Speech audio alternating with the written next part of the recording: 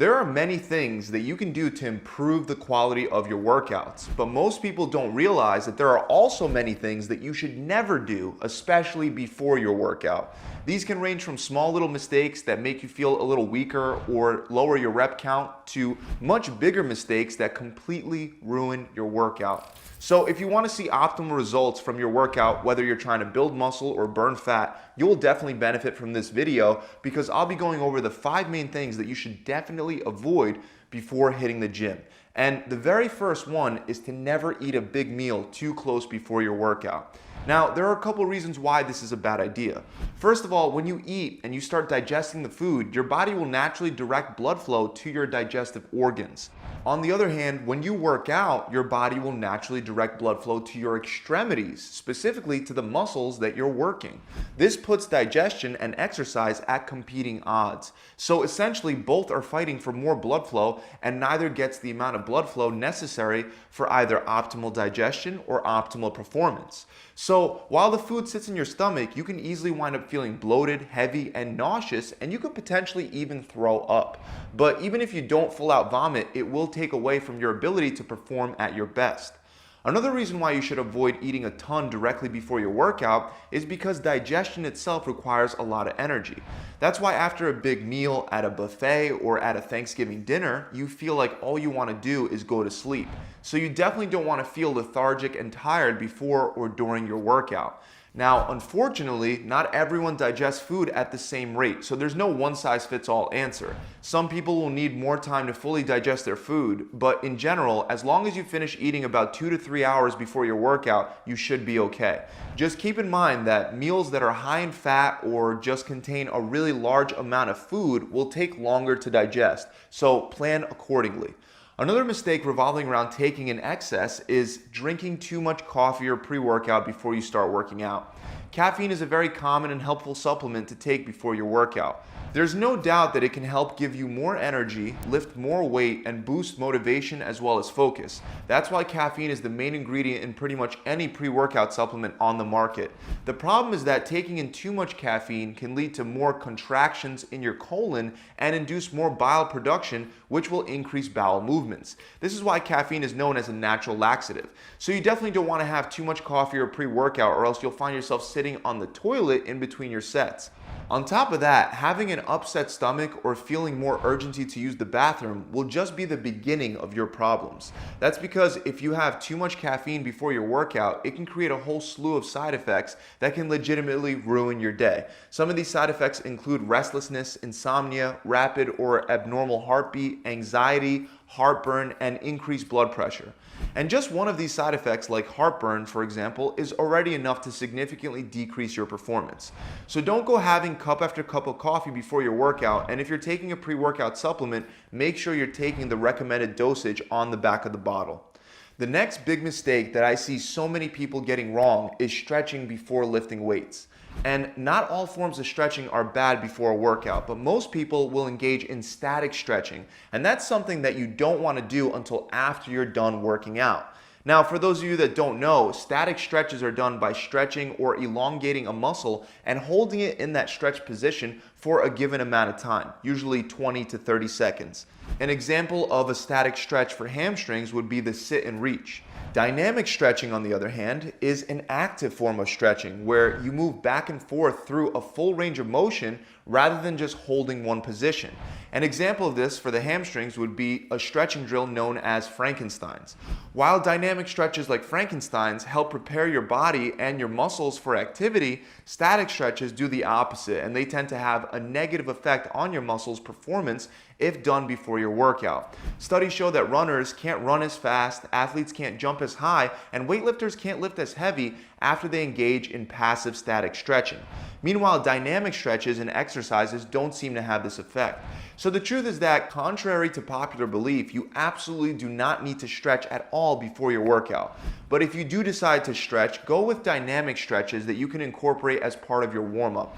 And save the static stretches for after your workout when your muscles have already tightened up and it's time to get them to loosen up and relax. Another similar mistake is performing cardio directly before lifting weights. This is actually something that many people do as a warm-up, but there's a good chance that it's hurting you more than it's helping. The main reason why is because it'll once again reduce your performance and most likely force you to either lift lighter weights or reduce your reps. This is because glucose is the main source of energy that your body uses to lift weights. When you eat carbohydrates throughout the day, this glucose is stored in your muscles and in your liver in the form of glycogen, and it's released and broken down for energy when your muscles require. Unfortunately, if you do cardio before you lift weights, you'll burn through a lot, if not all of that precious glucose that would have helped you push yourself and perform better with the weights. So if you do want to perform cardio and lift weights within the same workout session, then it's best that you save the cardio for after the weight training. You'll wind up using the glycogen to push yourself while you lift weights, and then you'll be able to use oxygen and body fat for energy when performing the cardio. Keep in mind, warming up by walking on a treadmill for 5 minutes before lifting weights won't really have much of a negative effect, but if you do more intense cardio like running, and if you do it for longer lengths of time like 15 to 30 minutes, it'll definitely negatively affect your weightlifting sessions. The next mistake that you want to avoid is drinking too much water before a workout. Now, I'm not going to spend too much time on this one as it goes hand in hand with eating too much food or drinking too much coffee. With water, the issue that many people run into is that they become obsessed with the concept of staying hydrated, and when they don't meet their daily water target, they try to slam it all down at once before their workout. And of course, it is good to stay hydrated throughout the day and to ensure that you're drinking enough water, but it's usually not a great idea to drink a ton of water either directly before or even during your workout.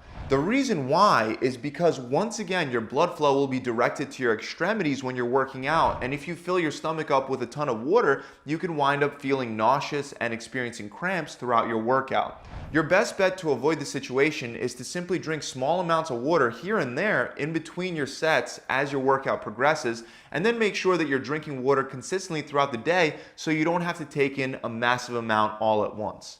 Moving on, the next one is pretty obvious, but it is worth mentioning that you shouldn't drink alcohol before a workout. Now, I know at one point or another, you've probably felt like Superman after drinking some alcohol. This could end up motivating you to hit the gym or do a calisthenic workout at home, but I highly recommend that you don't. One reason for this is because alcohol is a depressant. This means that it's going to slow down things like your reaction time, your coordination, and your balance. Not only will this make your workout less effective, but it'll also make it much more dangerous, and you can wind up with a serious injury if you're not careful. Another big problem is that if you work out right after drinking alcohol, your blood alcohol content will still be elevated. So imagine that you're breaking down your muscles and you're creating tiny microscopic tears in your muscle tissue. As I mentioned earlier, your body will direct blood flow to those muscles that you're working. And normally, that's a great thing since the blood will carry in nutrients and energy into your muscles and carry out the byproducts that create fatigue, like lactic acid, for example. But when you drink alcohol and work out afterwards, that alcohol you drank is then carried by your blood cells to your torn up muscles. Just imagine how great that is for not only your workout, but also for your future recovery and your overall results. Not too great. Finally, the last issue with alcohol is that it really dehydrates your body quite a lot. So if you combine that with a workout that makes you sweat a lot, it can lead to all kinds of negative side effects. Next, we have core training. That's right, you should never train your core directly before a weight training workout. You see, your core is involved in almost any weightlifting exercise, even if you don't think it is. Even an exercise like the bench press, where you're laying down, it still requires a lot of your core strength, not only for stabilizing your body, but also for transferring the strength from your lower body to your upper body. Your core connects your upper and lower body, so if it's shot from a hard ab workout, even exercises that are done seated or laying down will be negatively affected in terms of performance. There are also plenty of other upper body exercises like pull-ups, for example, that are highly dependent on your core strength, and you may not consider it, but your performance will definitely drop if you stick pull-ups after abs. On top of that, if we look at lower body exercises, not only do we create performance issues, but we also create safety issues that can easily end up causing an injury. Exercises like squats and deadlifts are highly dependent on your core strength to stabilize and assist your lower back. If you compromise your core strength with an ab workout and then you go on to do heavy barbell squats, there's a good chance that you will round forward and hurt your lower back. So I repeat, never, ever, ever perform exercises like squats and deadlifts directly after training your core. And if you're looking to make improvements with resistance training in general, you're always better off hitting your core after you finish lifting weights or simply leaving it for a separate day entirely. Another common mistake is taking some sort of pain reliever before a workout. These can range from Tylenol to Advil to full-out muscle relaxers. The truth is that none of these are a good idea to take before your workout, regardless of how sore you are or how sore you think you'll be. In fact, studies show that exercising while on ibuprofen can lead to gut problems and even full-out intestinal injuries. Also, it doesn't make much sense to take a muscle-relaxing pain reliever before lifting weights, as this can lead to an injury since your body will be slower to respond when you're pushing past your threshold. So if you happen to be so sore before your workout that you can't even imagine exercising without taking a pain reliever, then it's probably in your best interest to skip that workout for that day. Finally, last but not least, you don't want to take a long nap before your workout. Even though there's nothing wrong with taking a short nap, sleeping for too long can have the opposite effect of what you're probably looking for. When you take a short 20 to 30 minute power nap, research shows that it leaves you feeling more energized and refreshed. However, sleeping for too much longer than that will most likely leave you feeling more lethargic and tired than you were before taking your nap. So if you are tired before you hit the gym, feel free to take a nap, just make sure you keep it short.